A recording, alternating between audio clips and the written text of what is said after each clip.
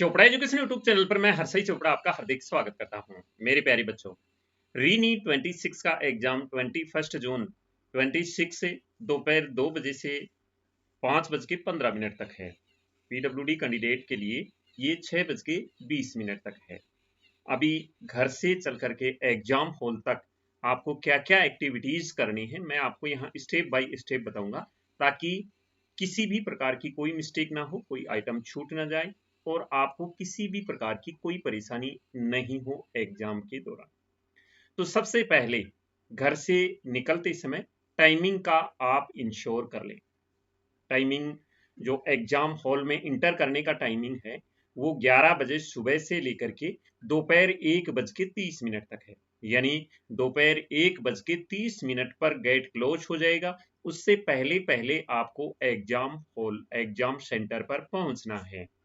अभी exam centre पर पहुंचने के लिए आप एक प्लानिंग कर लें कि आपको कौन सा ट्रांसपोर्ट यूज करना है, किस प्रकार से आप कितने बजे घर से निकलेंगे, तो कैसे कैसे आप एग्जाम सेंटर तक पहुंचेंगे। तो आप इस प्रकार की एक प्लानिंग कर लें। जो कैंडिडेट पारंपरिक पोशाक पहन के जाना चाहते हैं, जैसे सिख कैंडिडेट है, कृपाण पगड़ी वगैरह है, इसके अलावा जो मुस्लिम कैंडिडेट्स हैं, फीमेल कैंडिडेट बुर्का पहन के जाना चाहते हैं, तो वो पारंपरिक ड्रेस के लिए आपको 12:30 बजे तक एग्जाम सेंटर पर पहुंचना है, ताकि आपकी चेकिंग हो सके और एग्जाम के दौरान किसी भी प्रकार की कोई प्रॉब्लम ना हो। लेकिन आप किसी भी कंडीशन में 1:30 से पहले पहले एग्जाम सेंटर पर पहुंच जाएं। तो एग्जाम सेंटर पर पहुंचने के लिए टाइमिंग का आपको खास ख्याल रखना होगा। समय से पहले निकलें आप।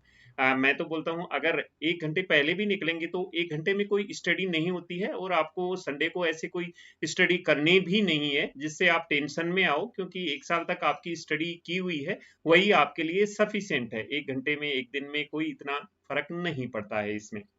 इसलिए आप टाइमिंग का सबसे ज्यादा ध्यान रखें, टाइम से घर से निकलें।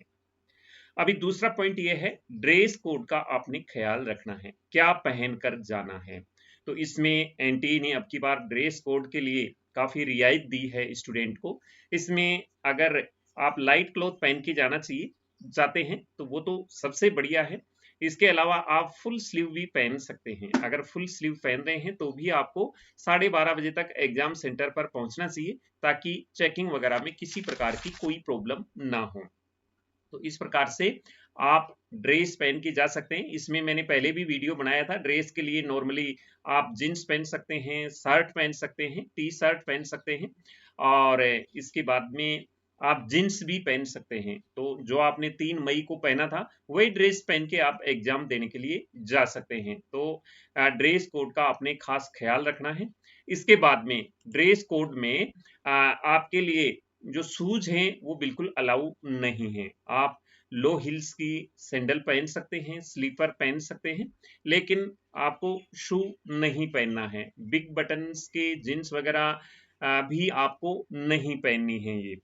इसके अलावा कुछ आइटम ऐसे हैं जो आप नहीं ले जा सकते अंदर, जैसे मोबाइल फोन हो गया, स्मार्ट वॉच हो गया, ब्लूटूथ हो गया, इसके बाद ईयरफोन्स हो गए। तो इस प्रकार से जो आइटम्स है वो नहीं ले जाने हैं। गहने वगैरह भी पहन के नहीं जाना है।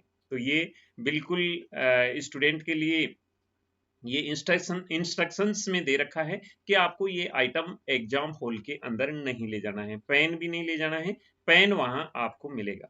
अभी एग्जाम हॉल में आपको क्या क्या लेकर के जाना है वो आप घर से ही लेके जाएं। जैसे एडमिट कार्ड 3 पेज का एडमिट कार्ड प्रिंट कर लिया होगा आपने।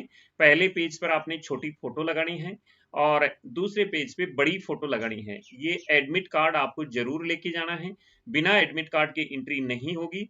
एडमिट कार्ड के साथ आपको एक अपना आईडी प्रूफ भी ले जाना है और इसके अलावा आईडी प्रूफ ओरिजिनल होना चाहिए, फोटो होनी चाहिए उसके ऊपर आपकी। इसके अलावा आप 2 एक्स्ट्रा पासपोर्ट साइज की फोटोग्राफ्स लेकर के जाएंगे, वहां अटेंडेंस सीट पर आपको पेस्ट करनी है और बड़ी फोटो आपने यहाँ पेस्ट करके ही ले जाना है घर से ही, दूसरे पेज पर, एडमिट कार्ड के दूसरे पेज पर।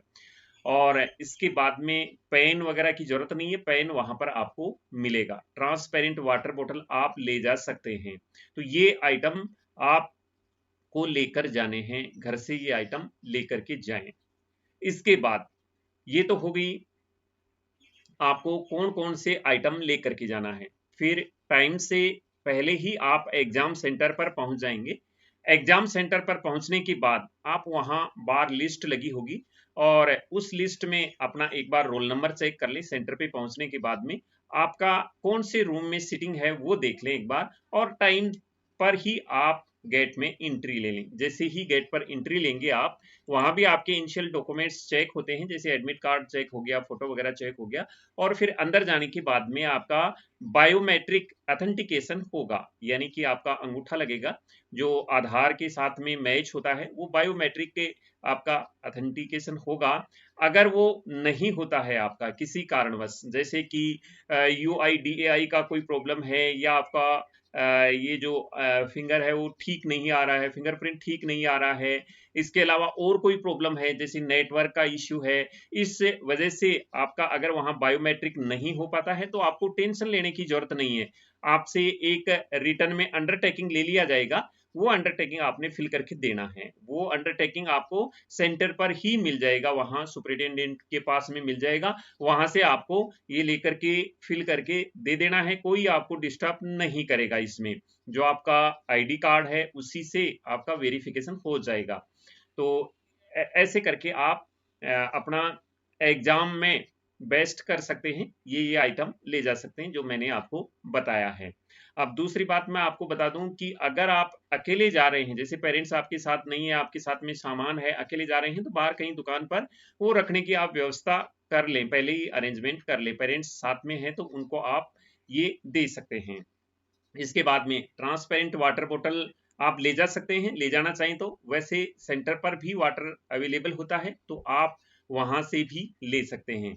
इसके अलावा अगर आप मैं पहले भी वीडियो में बताता हूं, एग्जाम से पहले आप अगर कॉफी पीना चाहें तो वो आपके लिए ठीक रहता है, क्योंकि वो थोड़ा तंदुरुस्त बनाता है, आपकी सुस्ती खत्म करता है। इसलिए अगर हो सके तो वो ले लें, नहीं तो कोई जरूरत नहीं है। अगर आप पीना चाहते हैं तो कॉफी एग्जाम हॉल में इंटर करने से पहले आप ले सकते हैं। घर से आप मेडिसिन वगैरह एग्जाम हॉल तक, सॉरी एग्जाम सेंटर तक लेके जा सकते हैं। जैसे किसी का सिर दर्द हो जाता है और हो जाता है तो पैरासीटामोल या इस प्रकार की टेबलेट आप ले सकते हैं एग्जाम सेंटर से, फिर एग्जाम हॉल से बाहर रख देना। अगर आपको कोई प्रॉब्लम हो जाती है तो आप ले सकते हैं। तो इस प्रकार से ये आपने बिल्कुल सावधानी रखनी है, टाइमिंग का ख्याल रखना है, कौन कौन सा सामान लेके जाना है उसका ख्याल रखना है, और इसके बाद में एग्जाम हॉल में भी आपको प्रॉपर डिसिप्लिन मेंटेन करना है। एग्जाम हॉल में जिस प्रकार से आपको इंस्ट्रक्शंस दिए जाते हैं वो फॉलो करने हैं। वहां भी आपको एक टाइम मैनेजमेंट का खास ख्याल रखना है। सबसे जरूरी है टाइम मैनेजमेंट। फिजिक्स को कितनी देर में सॉल्व करना है, केमिस्ट्री को कितनी देर में करना है, बायो को कितनी देर में करना है, पहले बायो करना है, फिर केमिस्ट्री करना है, फिर फिजिक्स सॉल्व करना है। तो इस प्रकार से आपने ये टाइमिंग का मैनेजमेंट रखना है क्वेश्चन पेपर का। तो ऐसे करके आप बेस्ट से बेस्ट कर पाएंगे। मैं ईश्वर से कामना करता हूं कि आपको इस एग्जाम में सफलता मिले। Best of luck.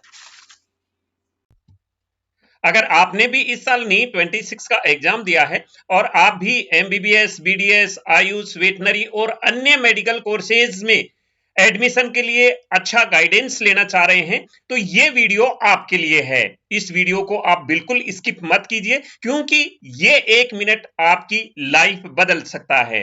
मैं आपको बताऊं कि काफी सारे स्टूडेंट ऐसे होते हैं जिनके अच्छे मार्क्स होते हुए भी जानकारी के अभाव में उनको अच्छा कॉलेज नहीं मिल पाता है।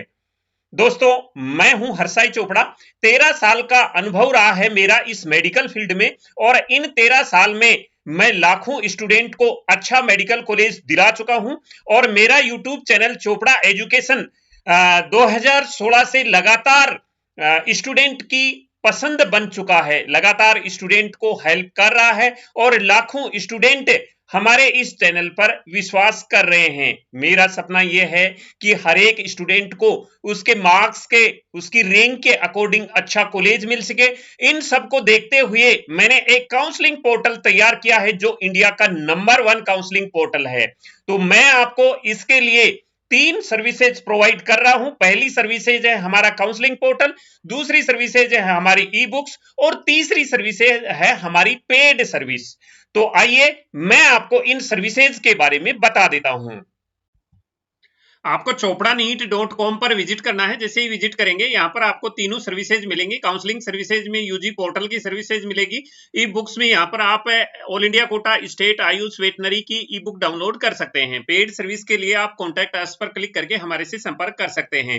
अभी इसमें मैं आपको ई बुक्स के बारे में बता देता हूँ। ऑल इंडिया कोटा के लिए जो ई बुक्स है, चॉइस लिस्ट दी गई है, उसमें स्टेट वाइज बॉन्ड दिया गया है, सीट मैट्रिक्स दी गई है, कट ऑफ दी गई है और काउंसलिंग प्रोसेस को फ्लो चार्ट से समझाया गया है। ऐसे ही स्टेट की बुक में भी सारी फैसिलिटी है। अब अगर आप काउंसलिंग पोर्टल यूज करना चाह रहे हैं तो इस प्रकार का इंटरफेस आएगा। ये नीट यूजी पोर्टल है। इसमें हमने फैसिलिटी दे रखी है कि कट ऑफ आपको कैसे देखनी है, चॉइस लिस्ट यहां दी गई है, fees bond, seat matrix, counselling schedule दे रखा है। अभी आपको काउंसलिंग शेड्यूल के बाद रिक्वायरमेंट डॉक्यूमेंट्स क्या है, काउंसलिंग वेबसाइट क्या है, काउंसलिंग प्रोसेस क्या है, ये सारा सब कुछ इसमें हमने समझा रखा है। इसमें लेटेस्ट अपडेट दे रखी है, जो आपको काउंसलिंग की हर एक स्टेट की यहाँ लेटेस्ट अपडेट मिल जाएगी। कहीं भी किसी स्टेट की वेबसाइट पर जाने की जरूरत नहीं है, यहाँ सारा एक ही पोर्टल पर मिल जाएगा। कट ऑफ इस प्रकार से आप सर्च करके देख सकते हैं।